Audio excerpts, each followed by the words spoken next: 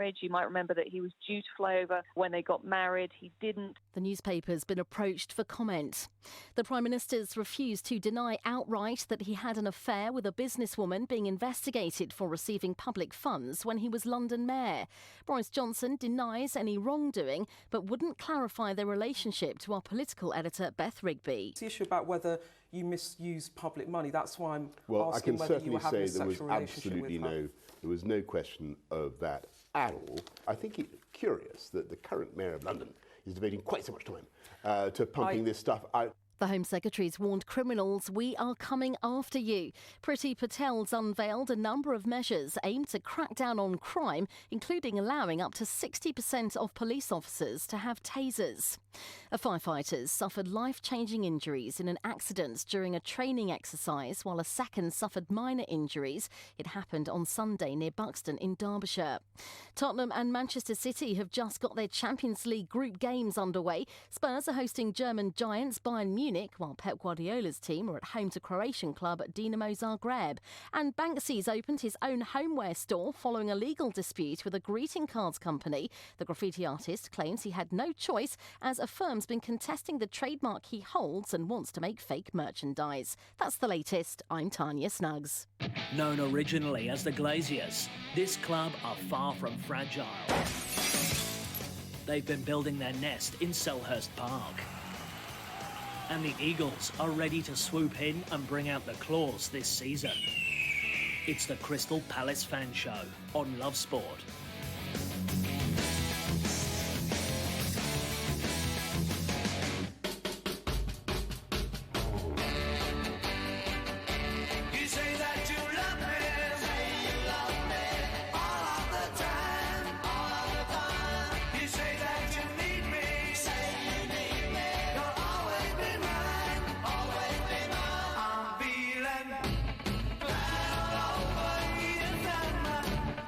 It is time for the Crystal Palace Fan Show on Love Sport Radio with me, Charlie Hawkins, and I'm joined by the Back of the Nest podcast, James Howard and Nick Gillard, here for the next hour talking everything where the Eagles are concerned. And very quickly, just before this show, it was the West Ham Fan Show on Love Sport Radio, who take on Palace this weekend, so I can tell you of all their thoughts going into the game, and now I can finally get yours. But before we look at that game, we do have to talk the game on the weekend.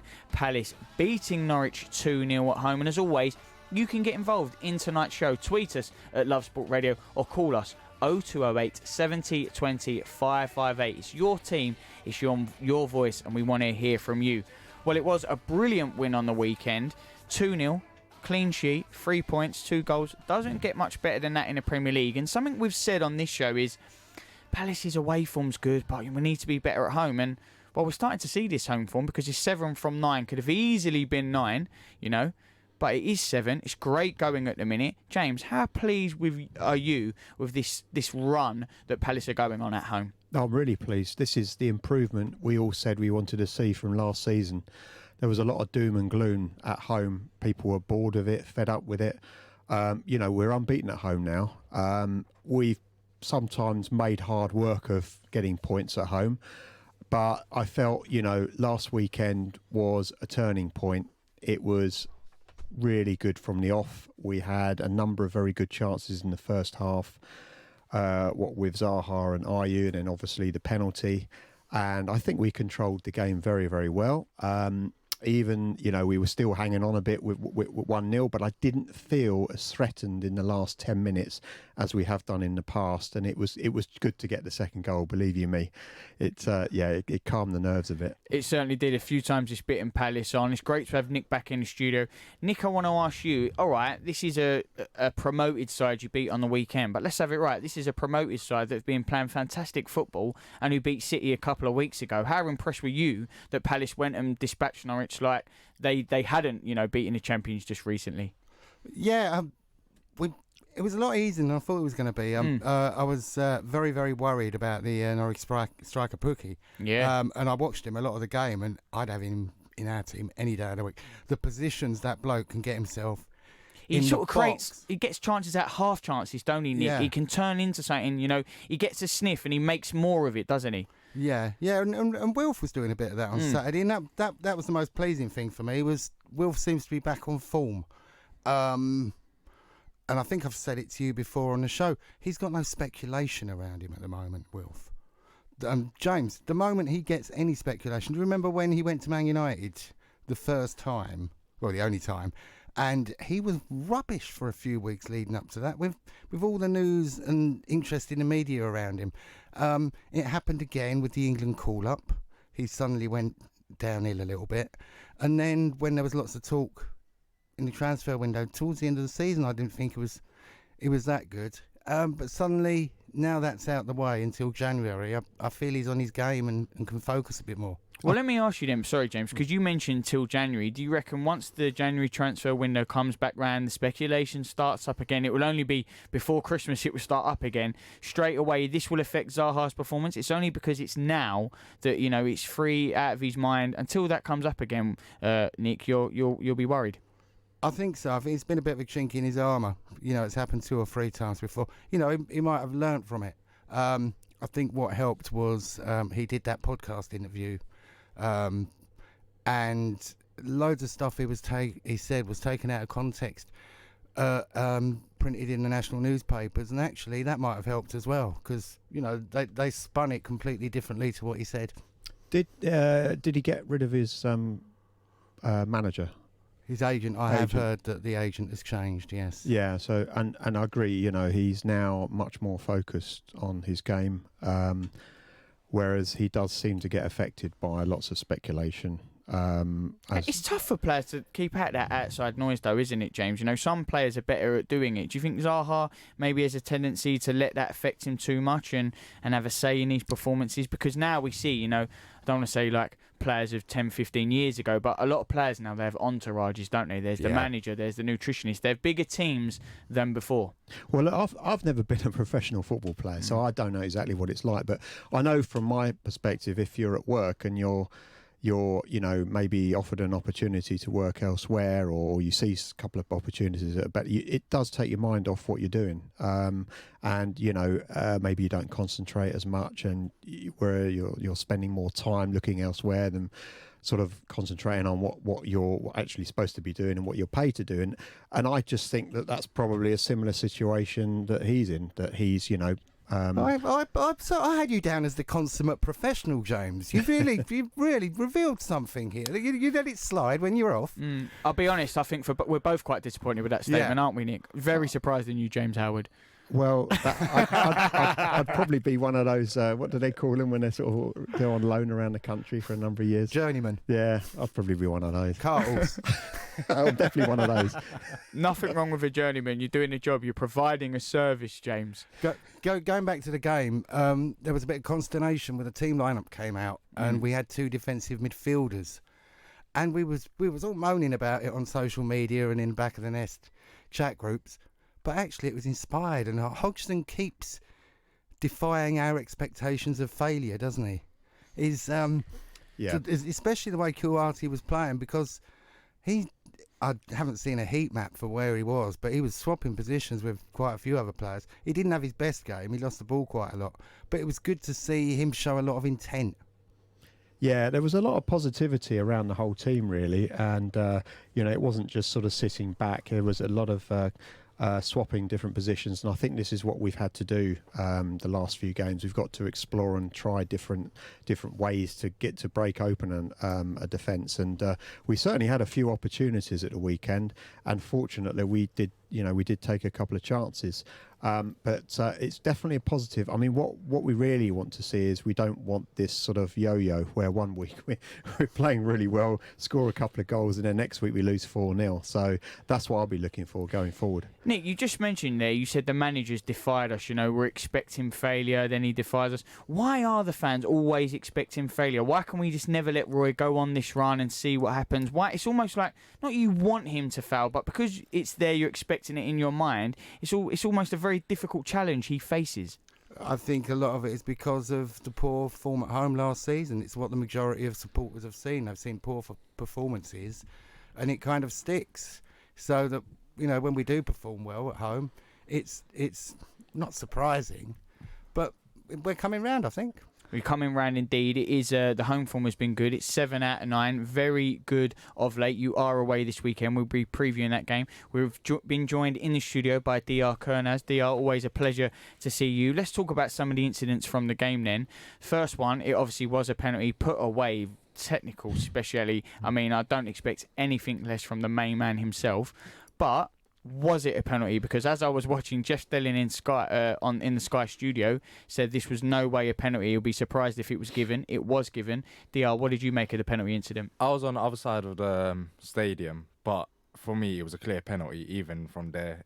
You could see that he clearly missed the ball and got James MacArthur. And also, I think VAR done a check, as they always do, with decisions like that. And, yeah, I have no question. I had no questions about it. And even looking even at it after see it back, yeah, I had no question. Yeah, I think it's a clear penalty. Same? Do you agree, James? Yeah, I couldn't see exactly what happened at the time, but it appeared to me it was a penalty. But I definitely, watching it on the TV highlights later on, for me it was 100% penalty. Yeah, I mean, you got to look at them in real time to get a true decision, I think. You really have. It is difficult, isn't it? You know, with VAR now, we're always going to go to it. And again, it is all subjective. You're going to see it go for you. We're going to see it go against. It's crazy that when it was in real time, well, maybe not. The Sky Studio boys were saying that they didn't think it was a penalty. So I was always eager to see it. It was a very tough one. It was given. VAR there. They look back and they've obviously deemed it was worthy enough. You won't care. Again, though, Crystal Palace, hard to break down. A clean sheet. We spoke of this. I know they had that blip with the Tottenham game.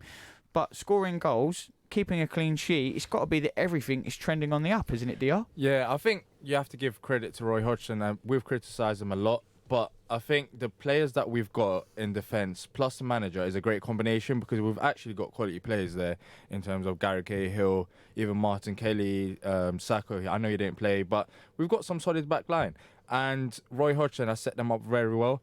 And one player, I've just mentioned him, Gary Cahill, he's just, I mean, we've only played how many games so far this season, but you could see that he's the alpha. I think even if Mamadou Sakho comes back, he's still the alpha to me, because when he was playing alongside Mamadou Sakho, he was making all the calls, and you could just see that he knows how to set up a backline, and I feel like he's contributed a bit to PVA as well in terms of helping him out. Well, just very quickly, on the West Ham show, we did preview the Palace game. We had Alan Smith on, former Palace manager, and he said he's been so impressed with Cahill. He's made a real difference. He's been really pleased with his performance. Nick, is that the general consensus among fans? He's just really been one of those underrated key buys of the summer. There is so much man love for him. It is unbelievable. As there should be. So much man love. I was just going to ask DR. Now, we've got Kelly, we've got Tompkins, we've got Sacco, and we've got Cahill. I think you were saying about Cahill kind of leading Sacco. I don't think Sacco likes that. I'm not. I think we're better off if we have either Cahill with Tompkins or Kelly or down there, or Sacco with Tompkins or Kelly or down there. I just don't think that Sacco and Cahill will gel. Well, let me ask about Tompkins. I want to see what you three feel, because, again, to refer it, we spoke to Alan Smith, and he said he's been really disappointed in Tompkins this season. And actually, the West Ham boys leapt to Palace defence. Not leapt to their defence, but they was quite surprised at hearing that. And he said, I've been disappointed with what I've seen from Tompkins. You three go to games. Is that something that you feel, or is that a little bit harsh? Has he even played this season? That's a bit harsh, because I was listening to that. I don't think he's been injured most of the season. He hasn't. So I'm not sure Alan Smith was up to speed on that one. But based on the last couple of seasons, Tompkins has played particularly well. And he tends to play better with Sacco. Had it not been for injuries, there's a chance he would have got Player of the Year last year. I still won't drop Martin Kelly, though, even if Mamadou Sakho's fit, because I feel like it will send the wrong message to the rest of the squad. Martin Kelly had deserved that starting 11 spot, and Mamadou Sakho, he did have his chance. I know it's unfortunate that he went out injured again, but Kelly comes in, does a brilliant job again, and I think he should remain there until Sakho gets another chance. But for now, I won't drop him. I would agree with that as well. I would agree with that, because Kelly has played really well with Cahill. Kelly got injured, and he's just got back into the team because we lost Sacco again because he got injured again. He's getting a bit injury prone these days. But I must admit, if it wasn't for Gary Cahill getting man of the match, I would have given it to Martin Kelly, because I think he's been absolutely fantastic at centre back. especially this season. And I agree with DR. I wouldn't even contemplate changing that back two for anyone else unless somebody gets injured, because I think those two are really good together. I think there's some storylines that we still need to speak about from the game. It's just bubbling up nicely, and DR has just joined us in the studio. But I'm delighted to say, joining us next, Palace legend John Solako. Giving your team the coverage they deserve. Love Sport Radio. Digital radio offers great sound quality and more stations than ever before. And we want to make sure that you get Love Sport on your digital radio. Just press the auto tune or auto scan button and Love Sport will appear on your menu. Love Sport on digital radio. You all right, mate? Yeah, I'm fine. Yeah? Really? It's just, there's a massive grizzly bear sitting on you. You sure you're okay? Well, now that you mention it. Sometimes we say we're fine when we're not. But with 1 in 4 experiencing a mental health problem, if your mate says he's fine, he might not be. Be in your mate's corner and ask twice. Time to change. Hi, I'm Marilyn from Oxfordshire. My current insurance company quoted £245.08 to reinsure. And a spokesman said, obtain me a price of £173.49 for the same cover. This was a fantastic saving for me. And next time my car insurance comes up for renewal, I will be going through a spokesman said. No doubt about that. With a spokesmansaid.com. Fighting for you, saving you money. If you're in business, I bet you hate wasting money. We Do Taxi Tops can help you achieve minimum wastage on your advertising costs and maximum exposure. Our revolutionary taxi tops can target your potential customers in the right place at the right time, so your message has the greatest potential for making an impact. We Do Taxi Tops. Visit WEDOOH.com. We Do. The smarter, quicker way of advertising in London, supporting London businesses of all sizes. Whoa! Look how much saturated fat is in these chocolate biscuits. It's surprising how much is in our food and drinks. For us kids, eating too much saturated fat can lead to harmful fat building up inside, which we can't see, increasing the risk of heart disease or stroke when we get older. So be food smart. Download the free Change for Life food scanner app and start making healthier choices today.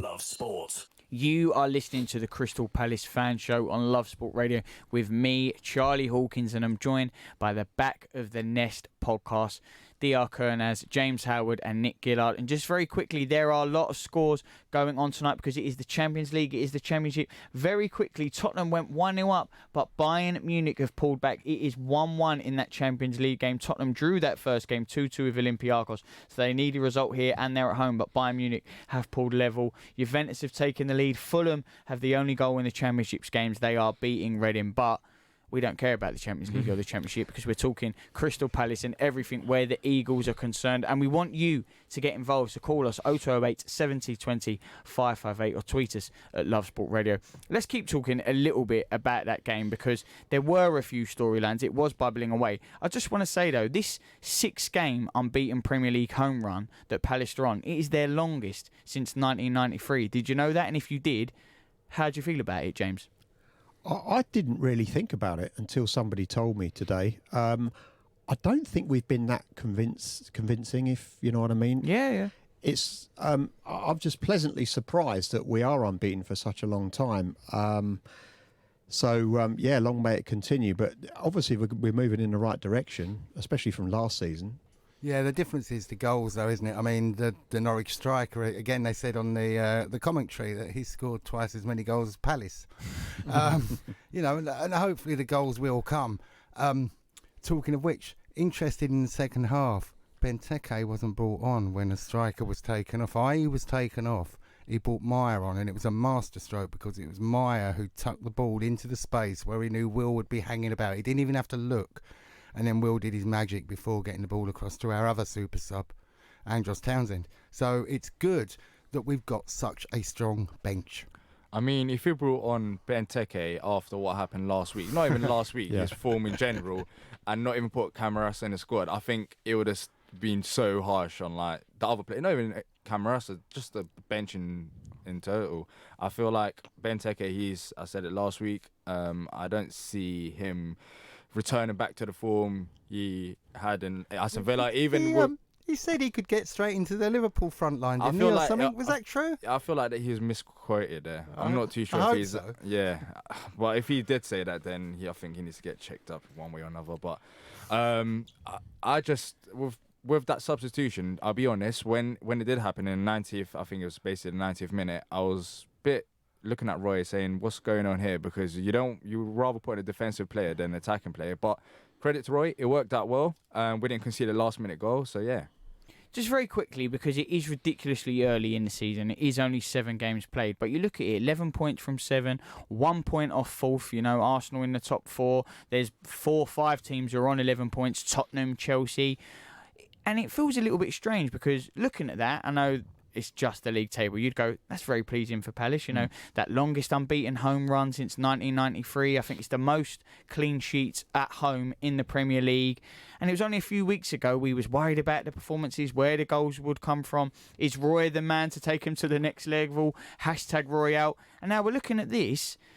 Was we being a little bit too harsh, or has it turned round? Because if you would have said 7 games, 11 points, would you have taken that to start with, DR? Yeah, I would have. But if you're looking at the performances still, it's not like we're playing great football. But me personally, I know other fans are still getting onto Roy, but me personally, all I care about is results. I don't care if we have 1 shot on target.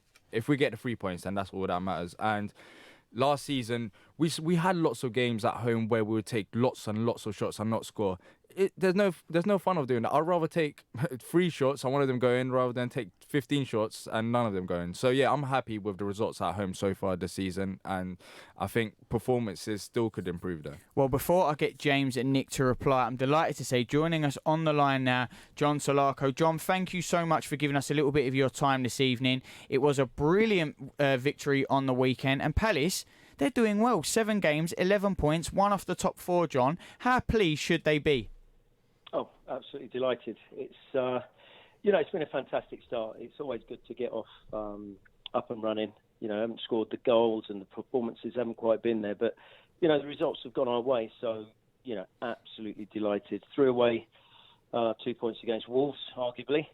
Should have won, but the Norwich one was massively important. That was a real key 3 points. Hi, John. What have you made of Wilfried Zaha in the last 2 games? He seems like he's turned the corner a bit and he's getting on with football, and others are recognising it too. Yeah, I mean, obviously, do you know what? It's well documented. Wilfried's been there a long time. He's been fantastic, and he's made up his mind that he's looked at it and thought it's a good time for him to go. He had a fantastic season, and he thought the offers would come in. Palace sort of stated quite early on, if the right offer comes in, you can go. He tried to push it.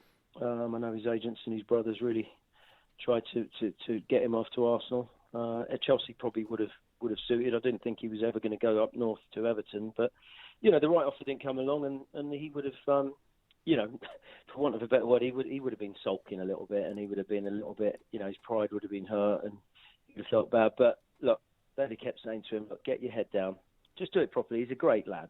He really is a really nice guy, and he's got no side to him, Wilfried, and he just wants to play his football, and he's finally just beginning to clear his head and just realise now, and the people around him are just be saying, look, just play your football, just show your talent, enjoy playing, and if that move comes in January or next season, then those people will be looking at your attitude. They'll be looking at you, how you deal with this period.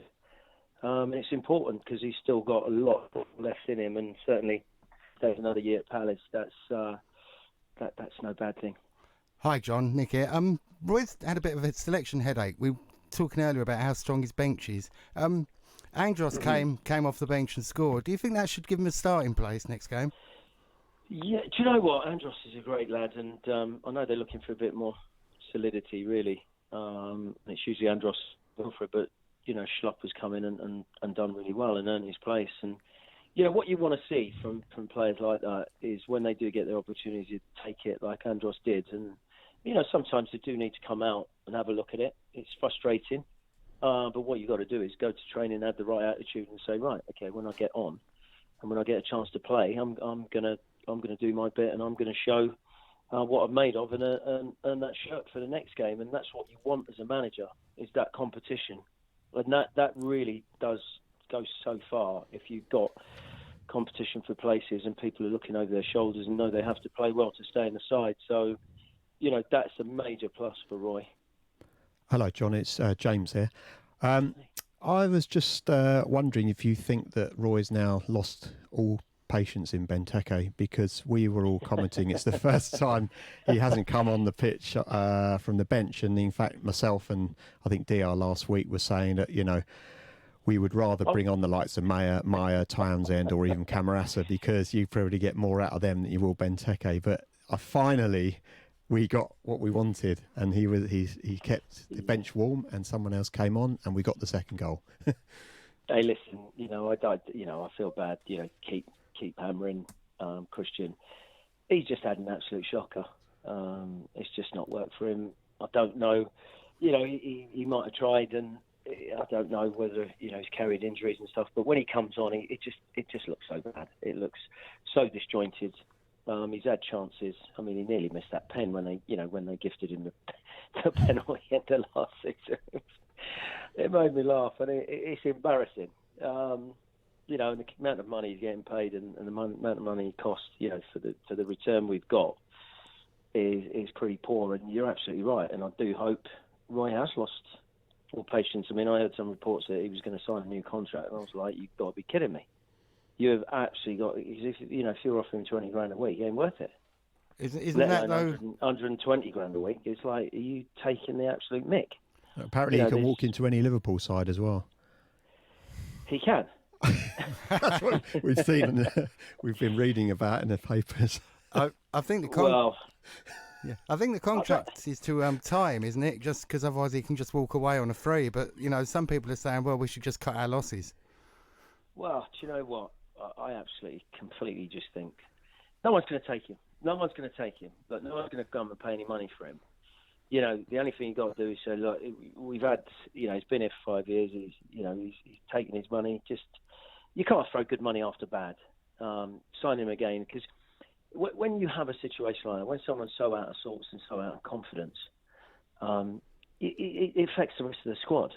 There's no real belief and confidence, and it just really hurts whatever you're trying to do. And to be fair, Roy's persevered and tried because we spent so much money on him. But you can't let that cloud your judgment. You just got to basically say, the lad's had an absolute shocker, and, run his contract down and move him on and say, good luck for the future, and a fresh start might help him. But, he's certainly not doing us any favours. So, you say, I like Camarasa. I think he's a good player. Max Meyer.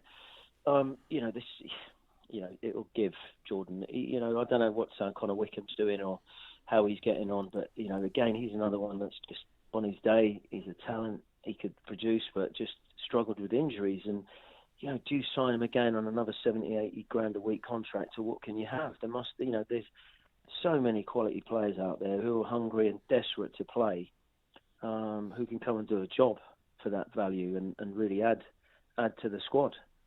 John, we were just quickly talking about the manager just before you joined us, and at the start of the season it was a little bit like, have we peaked under Roy? Can he take us to the next level? On social media it can spread like wildfire, #RoyAt. There were some disappointing performances. Where were the goals going to come from? Now though, we talk about the home form. It's the best home form since 1993, the most home clean sheets. The goals are coming, the clean sheets are still there. Palace are only 1 point outside of the top four. Was we all a little bit too quick to judge? What are your feelings on Roy and the manager, and how do they take that next step?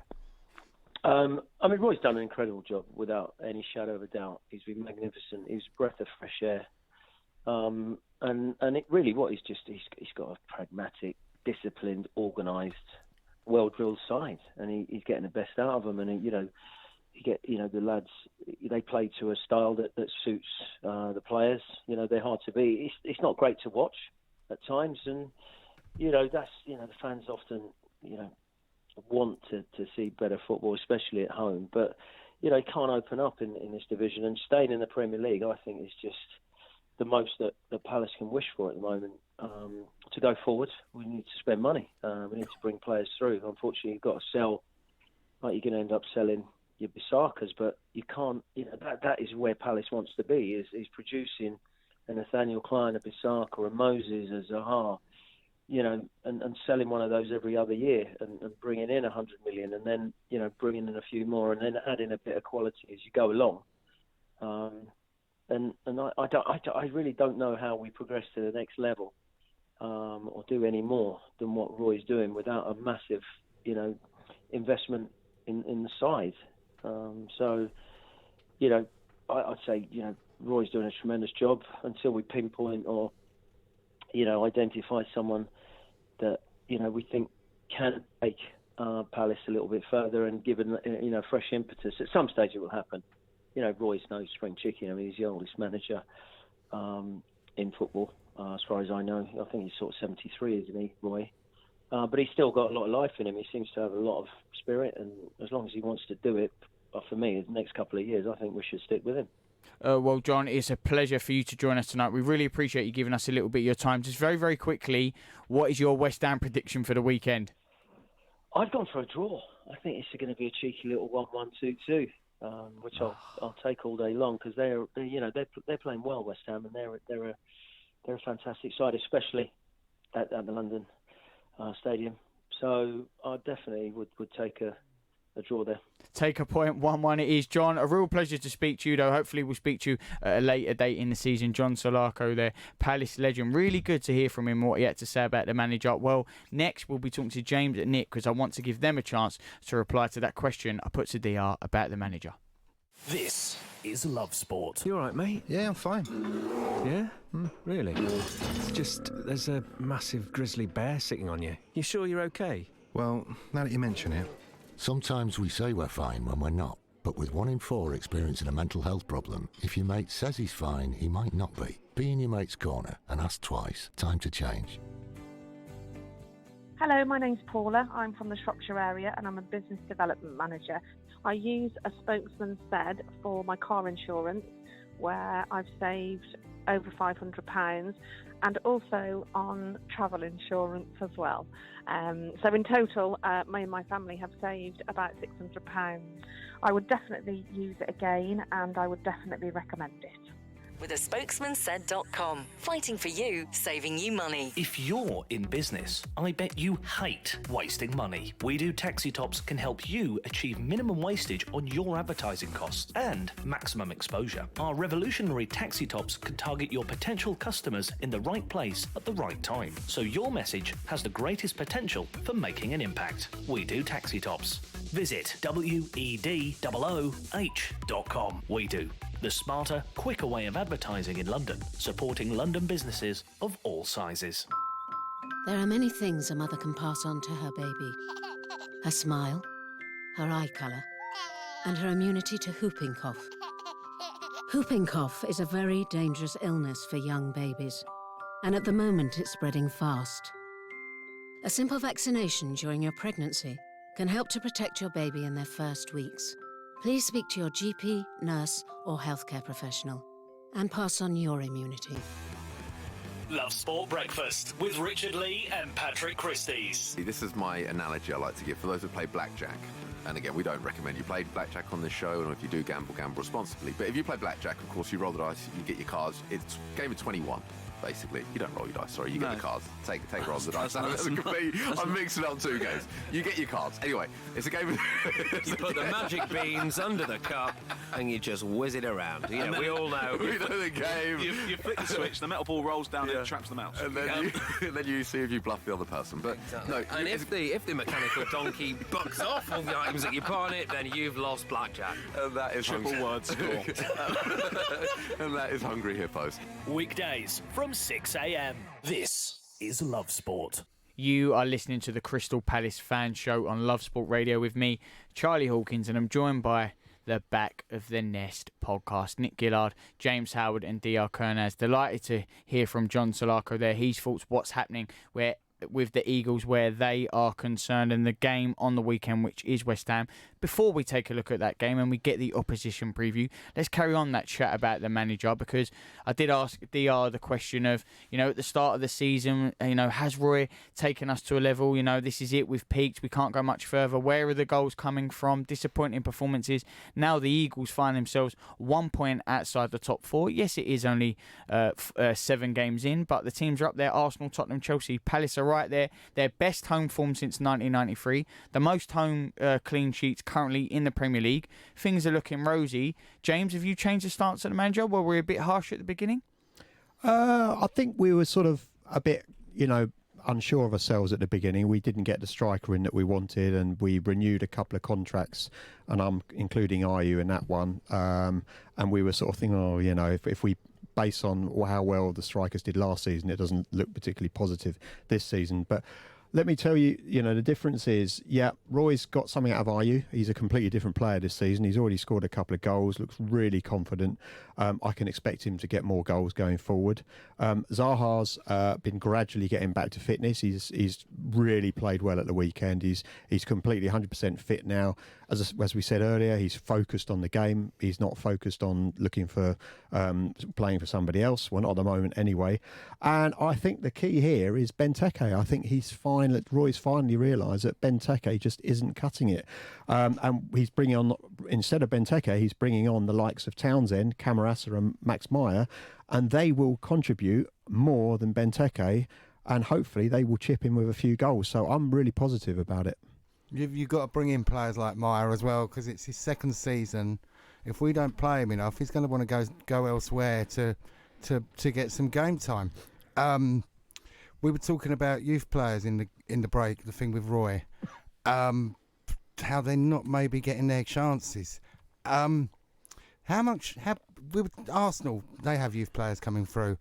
We used to be well known for it. I mean, John Solarco alluded to Nathaniel Klein and Aaron Wan-Bissaka, but Aaron Wan-Bissaka, it was necessity. We didn't have a player for that position. So you do wonder, do we have any more starlets in the youth setup? Because Roy doesn't seem very keen on playing them.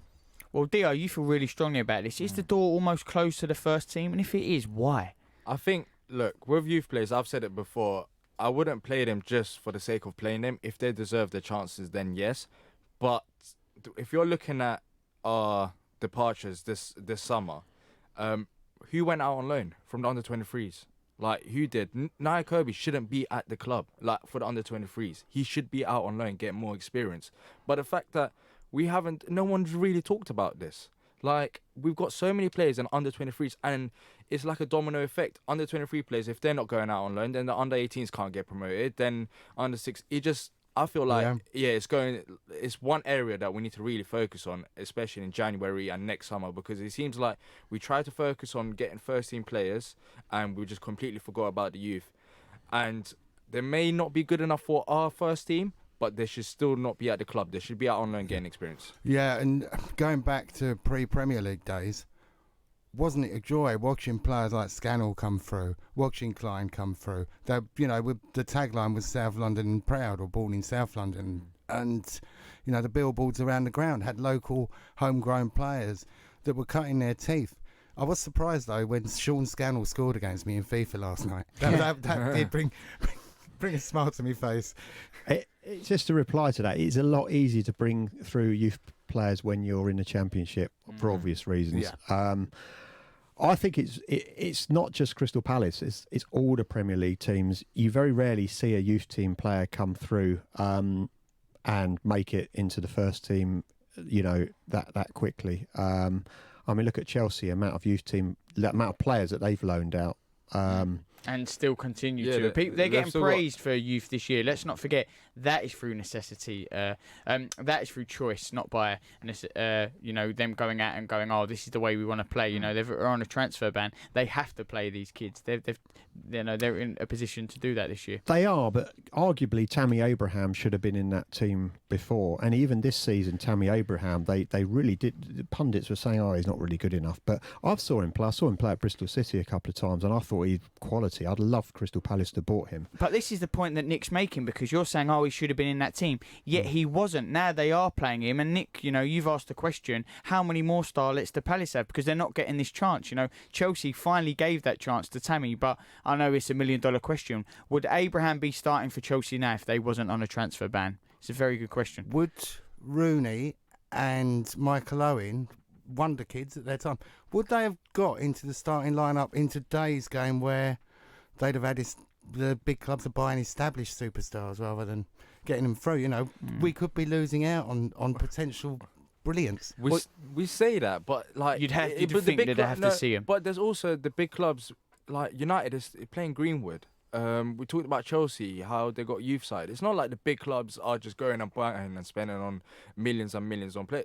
Youth are still getting a chance, but clubs like Palace should be doing that instead of clubs like United. You'd expect United to spend millions, but Palace aren't giving no chances, and they're also stopping the development of the players by not sending them out on loan. Is that because the risk is so great? Because if you play the kids and you don't get the results, everyone's like, well, why are they playing the kids? We're in the Premiership. We need to be buying experienced players, international players, veterans who are going to make us survive in this league and take the next step. Yeah. Because as soon as it goes wrong, not you lot, all fans, we're the first to turn on and go, why are we playing the kids? It's not a cup game. Yeah, no, I was just about to say exactly what you're saying and give you an answer to that. Well, basically, if you're a team like Manchester United, Liverpool, Man City, you can afford to carry a kid in the team because you've got quality internationals around him that kind of can support that player. We can't afford to have a player not have a good game in any particular position in our team, because if we do, we will possibly get beaten. And I think that's the worry we've got. There was also the thing a few years back about people being concerned about clubs buying and transferring players at a younger and younger age. Does that still go on? Because it seems, all right, you've got this Greenwood coming through. Was he originally at Man United, or did they just poach him when he was younger? I'm not too sure about Greenwood. I think he was at United. I think he was, yeah. He's so young, 70. I would believe he would be, but I'll check. But yes, I understand the point that we haven't got really the chance to give the youth opportunity at the club. But if we don't, then the backroom staff need to make sure that they still go out there and develop, and send them out on loan. I feel like it's actually very, very, very poor, the fact that we haven't sent no one. The players that we've sent out on loan, I'll read it out to you right now. We've sent out Yak, we sent out Ryan Innes, which I wouldn't class him as a youth player. I feel like his Palace career is already done. Soloff, as you said. That's it.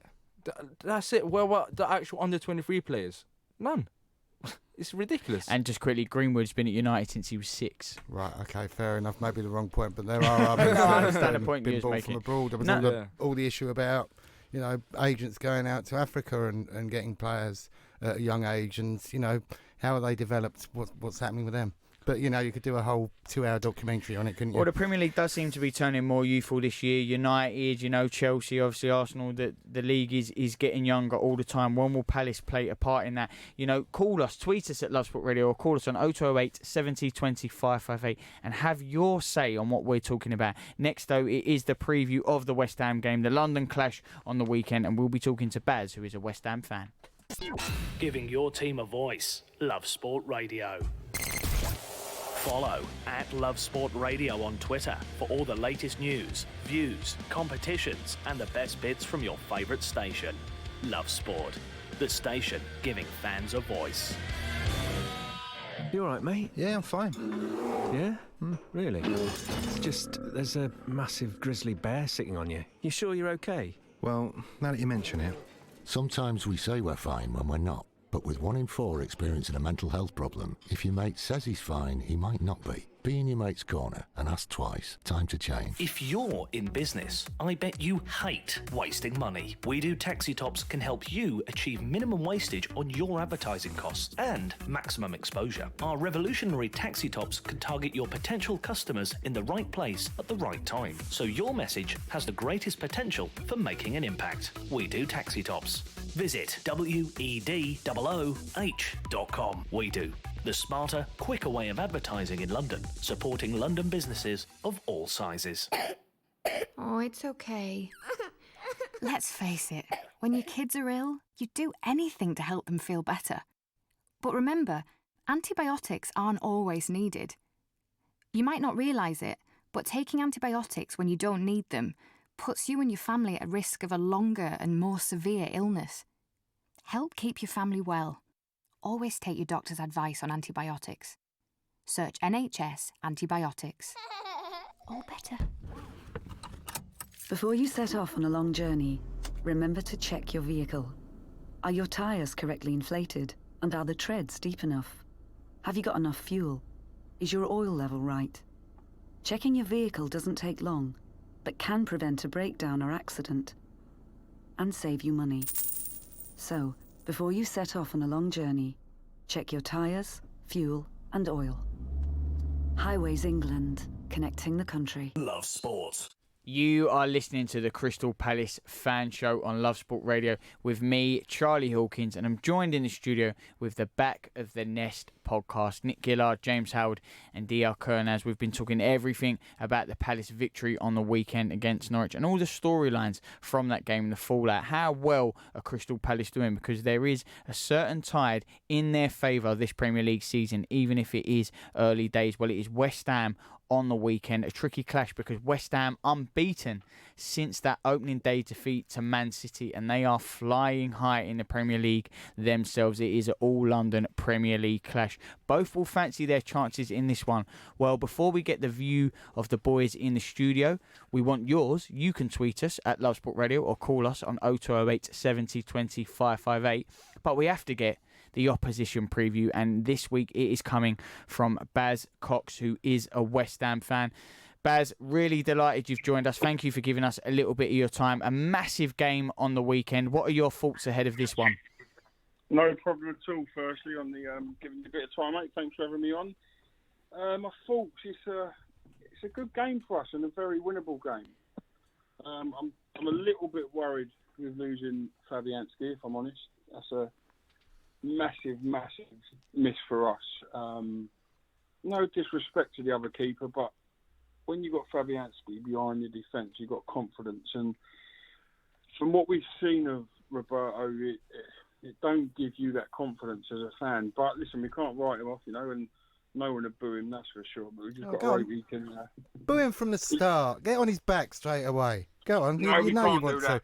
I'm gutted. I've got Fabianski in my fantasy team, or had him in my fantasy team, because he was doing really, really well. Do you think it makes that much difference having a different keeper in? If Massive. I just think it's a huge confidence thing as well. Even as a fan, and when you see teams go through one-on-one now, and he's there, you sort of have that bit of belief that he can still stop it. And before, like now with like Adrian before, and if someone went through one-on-one, you just put your head in your hands, put the one down or whatever it is, But with him, you just always think you've got that chance. He was absolutely superb for us last season, and he's been really good this season too. He's been probably the best buy of the last couple of years, in my opinion, for consistency as well. you settled down quite a bit now, haven't you, West Ham? Pellegrini seems to have got you going quite well. What's the difference there? Is it just continuity, do you think? Yeah, they've had a year, haven't they, with each other, and he's managed to put in his philosophy, and now he wants West Ham to be playing, and you can see that they've all got an understanding of each other now. Instead of introducing lots of different personnel, we've only really added Haller this summer. Fornals has been a bit part player, but it's not been a case of having to change the whole team and getting the whole team to play to what he wants. It's just that one man, and that's obviously a bit easier. I've got to be honest, and this isn't me saying he's a bad manager, because obviously he's not, but I still at times think to myself he forgets he's managing West Ham. We've got a great squad. We have got a great squad, and what's there, if it was fit every week, we should be in the top 8 quite comfortably, I would have thought. But when the going gets tough and you've got to roll your sleeves up and you've got to have a battle, I wonder if he's the right man for that for us. So would you be saying, and if you were going to give Roy some inside information, are you saying that West Ham heads will go down if you go to 1-0 down, 2-0 down? No, not at all. I'm not saying that. I just think if a side gets in our face and presses us hard and don't give us time, a bit like the Brighton when we drew with them away, they don't give you no time on the ball, and that's how we play. We want to play football. If you do that and you frustrate us, that's the way for me personally. If I was an opposition manager, to stop West Ham. Do you think be you're right in their face? Because apart from Mark Noble and Declan Rice, you look through that side and there's no one who you think they're going to go and get the game by the scruff of the neck and get involved. I was going to say, do you think that your good form this season is down to the team playing really well as a team, or do you think it's down to particular individuals playing well? I think it's a big team thing, but I don't think it's any coincidence that West Ham is still unbeaten since Mark Noble's been back in the side this year. You know, he missed the first game against Man City. He's been back ever since, and we haven't lost. We've been unbeaten. I don't think, as I say, that's a coincidence. I think he gets the best out of most on the pitch for his leadership. I think he lets Declan Rice play his game to his best. Because I just don't think there's anybody else there who does the Mark Noble job, you know, and that's a fear of mine. The day he hangs his boots up, looking through that side, apart from Declan Rice, who, if we're all honest, he ain't going to be there for long. He's too good, and he will move on unless West Ham match his ambition and get right up there. But there's no one who can get in that team and lead it. Not from what I see, if I'm honest with you. If you had to pick one player that Palace need to stop on Saturday, who would it be? Felipe Anderson. Felipe Anderson. Yeah. He's had a good start to the season. I remember he scoring. I was at, I think, West Ham away last season, and we gave him too much time on the ball, and he scored that wonder goal. But if he plays, we're dangerous. It's like Palace, you know, and I don't think Wilfred Zaha's as good as many Palace fans say. But on his day, he can be quality, and that's the same with Anderson. If he's given that time and allowed to play his game, he can be pretty much unplayable, like Zaha can be. But if you stop him, well, we've got a few players that can play. You know, Yarmolenko's had a great start to the season, a superb start. He's been really good. Lanzini, if Lanzini turns up. But for me, I think the most, because of his pace as well, Anderson, because he's so direct and he's good at putting balls over the top and getting back on with the player he's linking up with and things like that, whereas the others are a little bit slower and don't cause as much threat as him. Baz, can I ask you why you thought Wilfried Zaha was slightly overrated, or he's not as good as maybe people from the Palace perspective make out he is? I just don't think he does it enough. I'm not saying he's a bad player. Yeah. And it's like West Ham with Mark Noble. You know, West Ham fans, the majority would tell you he's brilliant, and everyone will lick you back with, well, he's never won an England cap. Which, you know, there's an argument for that. I just think he's Zaha's Welsh. Good, but He's Welsh. No, I'm joking. Carry on. I think Zaha's good, but I just don't think he's good enough times, if that makes sense. If it suits him, he's interested. And you know, if he had been at Palace from someone else for 2 or 3 years that they bought him from, you know, I don't think they'd be raving about him as much. And the same with West Ham. You know, if Mark Noble had signed for us from Fulham 3 years ago or 4 years ago, you know, we wouldn't be. It's the fact he's one of ours, and we've seen him as a kid, and that's my same opinion with Wilfried Zaha. Yeah, no, that's fair, Baz. Baz, I have to put you on the spot. It is a big game on the weekend. You know, West Ham unbeaten since that opening day defeat to City. They're on a great run. So are Palace. It is a big game on the weekend. What is your score prediction? Being at home, I think we'll win 3-1 or 3-2. Same as last year. 3-1 or 3-2, I think. Going for the score win there. Not too many happy faces in the studio, but Baz, we really appreciate you giving us a little bit of time. Always a pleasure to speak to you. Baz Cox there, the West Ham fan. He's going for a score win. Before I get your predictions and your thoughts ahead of the game, it was the West Ham fan show on Love Sport just before you. They also went for a 1-0 win for West Ham and also a 3-1 win for West Ham. They told us on the way out that we were going to beat them. Did they? said, yeah, you're going to turn us over at the weekend. I've got a feeling in my water. No, they're pulling your leg because they did go for a West Ham win. And we did have a Palace, obviously, Alan Smith, former Palace manager, he picked West Ham to win. At the minute, it's all going in West Ham's favour. But I've got a feeling that might change. I'm going to start with you, DR. Firstly, what are your thoughts for the fixture and your score prediction? Look, it's going to be a hard game, of course. Last season, I was there, and in the second half we collapsed. So we need to make sure that we continue maintain our performance for the whole 9 minutes. But I think going into the game after the Norwich one, I'm more confident after what I saw from Wilfried Zaha. I feel like he's back at it, and he's at his best again after the Wolves and the Norwich performance. So I'm more confident. I think if Wilf plays good, and if Cahill should be fine and Kelly should be fine, I feel like we could get a result there on our day. I feel it could be a 2-1. I could see it being a 2-1 Palace or 1-1. It's one of them. Well, you're going to have to choose one, do you? I just don't see us losing. So you're going for 2-1. 2-1 Palace. That's what I want to hear. James, you are up next. What is your score prediction and thoughts? Well, the thoughts are that the last time we were away, we got tonked by Spurs. So I think Roy Hodgson's going to emphasise the fact that we played pretty badly that game. So I don't see West Ham scoring a lot of goals. I think what with Gary Cahill playing particularly well now, Martin Kelly playing really well with him too, I think we can keep the goals down. I think we will do well. I'm going to say the same as Dia. I reckon we could get a cheeky 2-1 away. 2-1 and 2-1. Nick, will you make it the hat-trick? What is your score prediction? Well, I'm just saying in advance, I've been sceptical of Luka Milivojevic's performances this season. It's only the fact that he's banging the penalties in. Now, he's suspended. So I'd like to see, Gary Cahill get the armband. B, I think he's earned it already in the few games he's been there. I think he's got the respect, and I think he's got the football nous. Maya in for Milivojevic, and we might see a slight change in the way we play. We'll be tight at the back. I think we'll sneak it 1-0 with a goal from Schlupp. 1-0. So, of course, it was a hat-trick of Palace wins. West Ham, they believe they're going to win. Crystal Palace, they believe they're going to win. They wouldn't have it any other way. Come on, the Eagles. Either way, we will know next week on the West Ham fan show and the Crystal Palace fan show. But the one that matters is the one we're talking about. It is the Eagles. They're going for that win on the weekend to improve their away form, to match that fantastic home form. This is the Crystal Palace fan show. Up next is QPR. This is Love Sport. Get ready for Brexit on the 31st of October. This means